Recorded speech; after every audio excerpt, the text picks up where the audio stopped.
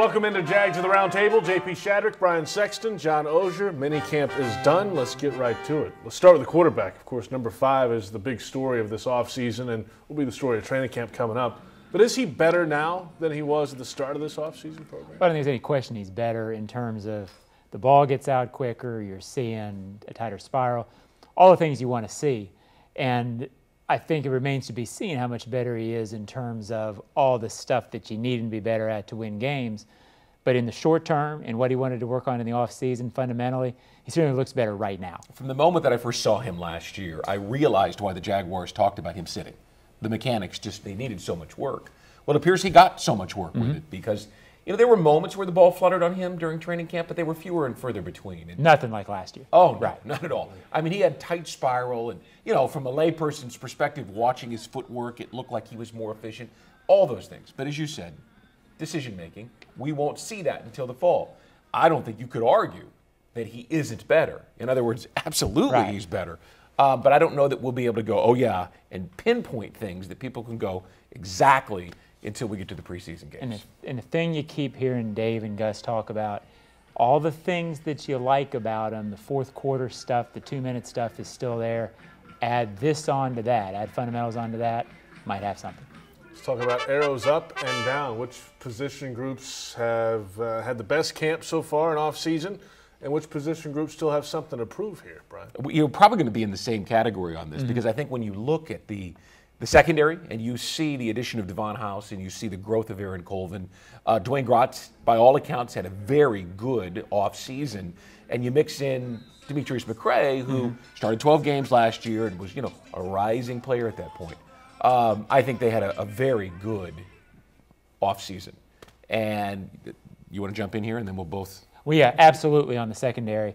And I guess if you took tight end and wide receiver as a position group, I've got to think the development of Allen Robinson and I don't know if it's development or not, Julius Thomas came in as a good player, but the solidifying of that certainly is red zone receiving a position group? Because if it is, they had a very good offseason. And then I would say running backs.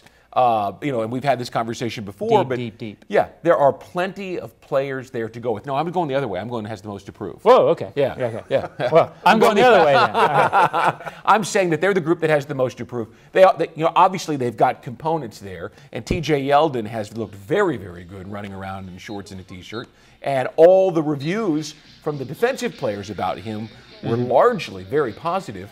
I got to see it when the pads come on. I feel that way with the offensive line. The running backs, I think, are going to get better because the line's going to be better. And the line has a lot to prove coming up in training camp when the pads go on. Let's finish with this. Just overall, when you walked off the field today, minicamp was done, what are your big picture thoughts about where this team stands going into 2015? Well, people keep wanting to ask me, where are they going to finish? Is it a playoff team? I can't put a team that went 3-13 above 500 for a final record. I can put it as an improved team because I think with free agency, with TJ Yeldon, with Allen Robinson coming on, I think there are going to be, that's 8 spots, basic math. If 5 or 6 of those are as good as they look so far, you've got 4 or 5 positions on the team, 5 or 6, that are a lot better than last year. I think that automatically makes you a more improved football team. When I walked out onto the practice field for the very first OTA, I thought, with what they spent in free agency and the draft they put together, they ought to be able to make a run towards 8-8, towards the middle of the road. And when I walked off the field the other day... It was hot. Yeah, it was hot. It's the middle of the road through the middle of Death Valley. I had the same feeling, what they've been able to do on defense, and I understand that it's a major bummer to lose Dante Fowler Jr., but in my estimation, this whole year is about scoring points. And I saw enough from the red zone, and I like enough, on paper at least, of what they've done with the offensive line and running backs. I like what Bortles did. I think that if things go their way, they're an 8-8 ball club. At least that's what my perspective is.